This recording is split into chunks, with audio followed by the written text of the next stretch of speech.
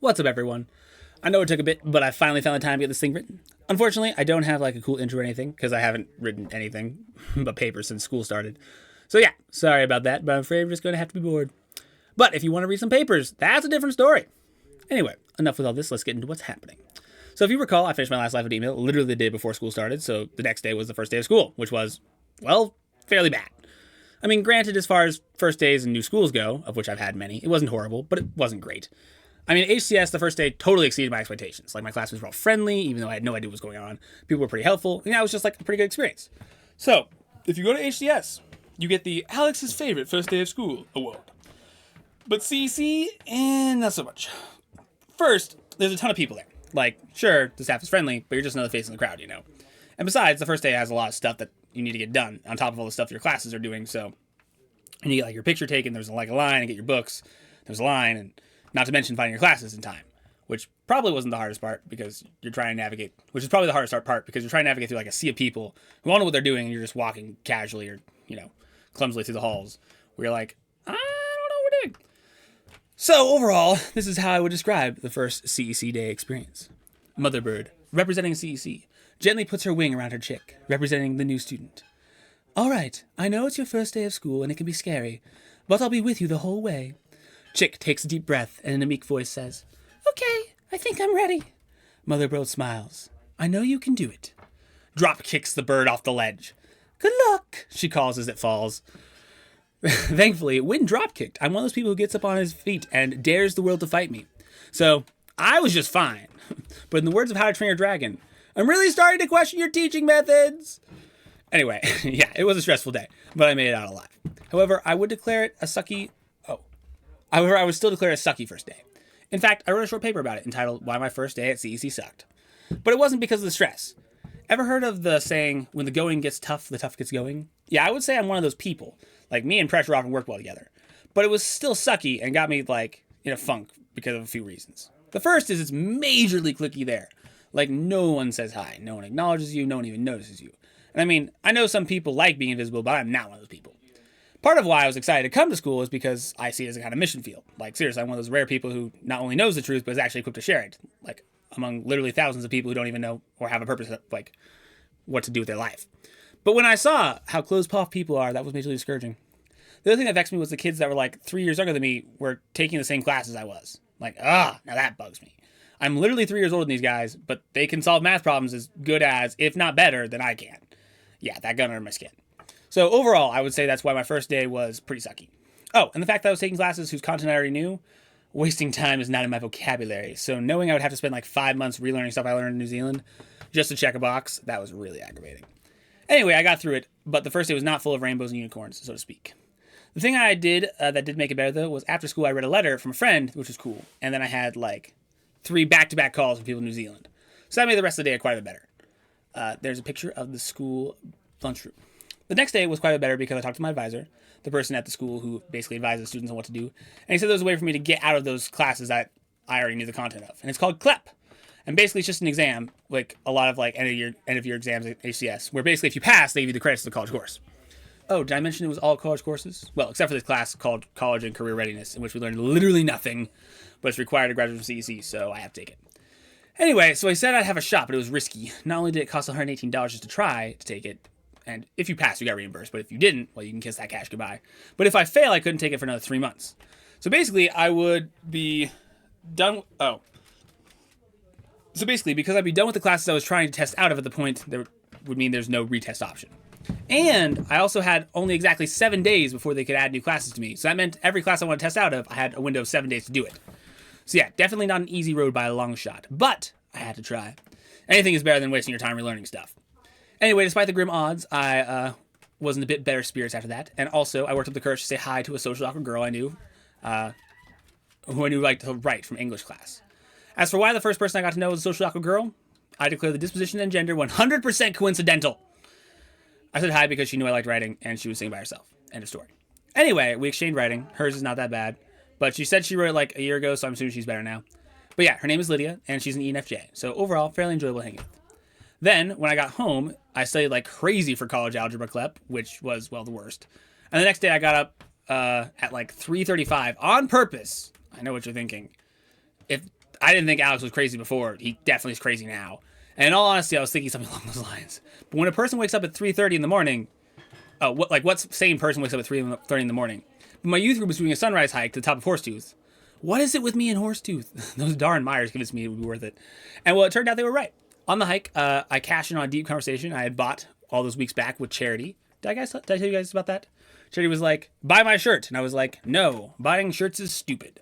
But then she was like, it's to sponsor me to go to Guatemala. And I was like, fine. But only if you promise me a deep conversation. And she was like, deal. So, okay, she actually wrote me an email that was much more polite than that, but that's basically what happened. So yeah, I cashed in on my deep conversation. That was actually really good. She kind of told me a life story, and honestly, I found it super refreshing. I've been deprived of deep conversations as of late, so yeah. Got to the top of the sun, and not the top of the hike, and the sun rose, and that was like a rise of a sun. Have you guys ever seen a sunbow? It's like the most trippy thing. There was like this weird sun rainbow thing behind us. It was basically like a rainbow, except the color of the rising sun. And where is that, right? Anyway, it was a really quite good time. And then me, Ben, Sam, and a guy named Jackson ran down the mountain, and we were the first back. Anyway, it was definitely worth the sleep deprivation, and I enjoyed it. When I got back, I literally had the whole day ahead of me, so I decided to sort through and unpack all my old stuff that I had stored in the basement when I was like 15, right before I left for New Zealand. And many have no idea how weird it was going through all those boxes. One of the weirdest things was looking back through my pictures from the Czech Republic. Now, look at some of these. Now, first of all, like, that's a legit castle. It's not some, like, postcard. I was actually there. Next in the picture of me was, like, this guy named Ruben, and all I could say was good in PC in English. That's funny. I remember that guy. I don't know. Looking back on it, even just going through, like, the boxes of my 15-year-old self, I really just got thinking, am I still that person? That's how I'm thinking right now. I mean, I guess a lot of you are, like, in relatively stable lives, and the changes you experience as you've grown up has been pretty gradual. And you're probably like, yeah, obviously I'm the same person. But for me, it's a lot harder than that.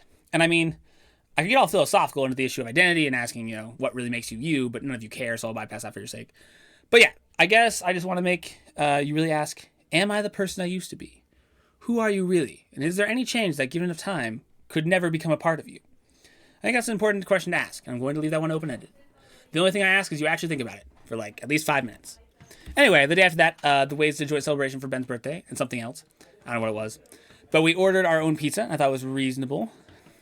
Oh, I thought I was being reasonable, but holy cow, those pizzas are thick. Like, they're a legit inch of bread and cheese and meat. So needless to say, I did not eat the whole pizza. After that, a lot of people came over to our house, and we played some 500 at the park near us at Dunn. And that was okay. I won. And I did a lot more studying that night. And that was Monday, so I went to school. I studied as much as I possibly could and took the algebra exam later that evening. And thankfully I passed, though it definitely wasn't with flying colors. Still, super grateful for that, and I spent the night trying to let my brain rest from jamming it full of algebra. The next day at school, I got to this guy named Zach, who's in my philosophy class. Oh yeah, I'm taking a philosophy class in logic, so that's cool. And I already knew a lot of the stuff and have had, like, class respect. Because, like, on the second day, I corrected the teacher, and he was like, oh yeah, you're right. And that was my moment. Anyway, I got to know him, and I expect that he's an INTP. And I talked with him about my position on free will. He's Armenian, of course. And he's cool. He's also like a beast runner, like sub 15-minute 5K. Shakes his head. I thought the Flash was just a myth. After that, I got sick, probably because of the vast amount of studying combined with pizza. Anyway, I had already used up 3 of my 7 days, which turned into 6 days, actually. So I studied like crazy for the chemistry exam, and watched the most boring, like, 2-hour and 30-minute video of my life. And then I went to take it. And so all this studying was happening while I was sick, right? So I was not feeling, too good with my odds. But when I got to take the test, I was like, oh no, because it turns out you do not get a periodic table in college chemistry tests. And you're expected to know the property of the atoms like cesium. Needless to say, I did not know the properties of cesium. So yeah, that was my 4th test. And I felt like I confidently got it right. And, there was about a 4th of the test I felt like I confidently got right. About a 3rd I could have at least had like an educated guess on. Absolutely the rest I had no clue. I was 90% sure I was going to fail. But I got to the end, it turns out I barely passed. Now, to be honest, I'm not the kind of, like, just throw the term miracle around. Like, I use that word fairly selectively. But this was, like, a legit miracle. Like, there's no reason I should have passed that test. But I did. And so, man, I was grateful. And interestingly, the whole experience brought me reform in my thinking. See, during my past investigation of the essence of emotion, I discovered its ability to bias rational thought and hinder objectivity. One of the major ways it does that is through emotional bonding, which occurs when an individual has their emotional desire fulfilled. So my basic reasoning went like this. Being biased is bad, thus emotion is bad. Can't control if you have emotional desire, but can control if you fulfill that desire. Therefore, don't fulfill your desires. Now, part of my, not feeling emotional desire was not asking God to help with my problems. After all, if he fulfilled my emotional desire, then I would bond to him emotionally and hence be more biased toward him and his existence. Now, for most of you're like, being biased toward God is a good thing. But no, it is not. Anyway, I'm mostly right with the aforementioned reasoning, except I got the nature of the emotional desire wrong. Namely, that it's a desire in terms of well-being. So what I'm saying is, yes, emotion does bias a person, does hinder their ability to make judgments objectively, and yes, basically emotion is bad.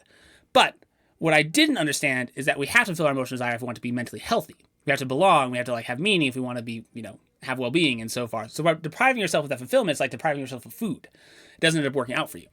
At some point, you're going to have to eat something. I mean, I guess this analogy is a little off because there are times when you could literally not eat something because there's no food, but just ignore that. The point is, at some point, you'll have to end up having something, even if it's yourself, that fulfills your emotional desires, and then you'll be biased toward that thing. You will find meaning in something, and you'll feel belonging somewhere because we as humans can't be healthy without those things. So yes, emotion is biasing, but no, we can't avoid being biased. So in essence, I've realized I have to pick my position, God or me. And I mean, if I've got to be emotionally biased towards something, I think God's a better choice. Anyway, that was the big reform of my thinking. And as always, I wrote a paper about it, so be sure to ask about it if you want to read that. Anyway, around that time, we had some old Cape Breton students stay at our house, which was cool. I debated with Joe at youth group, who's actually an ISTJ, just so you guys know, and that was good.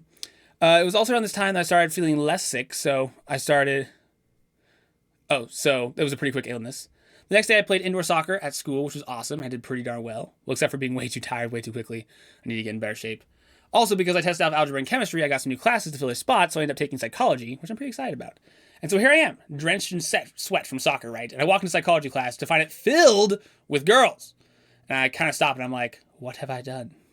Turns out there's actually one other guy in my class, but I'll be honest, I seriously can't tell. And yeah, that's a lot of feeling girls packed in one room. I'm more than slightly concerned for my survival. So that happened, and I had some debates with the Cape Breton students when I got home, and that was fun.